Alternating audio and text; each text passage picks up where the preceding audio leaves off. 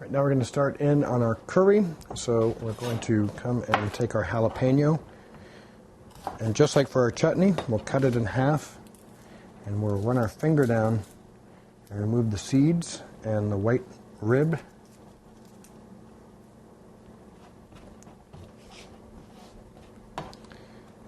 And we'll dice them. We don't have to dice them that fine because we're going to put them back here in our blender. Then we'll cut off a piece of our ginger. And you can use a peeler to do this. I prefer to cut them so I have a flat side so it doesn't move around, and simply follow the skin down the side of the ginger.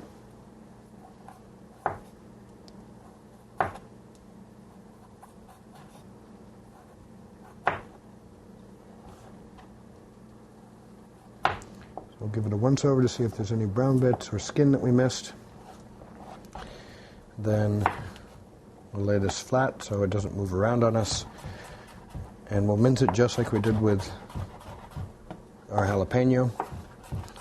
But ginger is a little bit stringy, so I'm going to go over it one more time to make sure all these pieces are separated, even though we are going to blend them. And then we'll find a medium to large size piece of garlic, cut off our brown end, and then mince this just like we did with the ginger.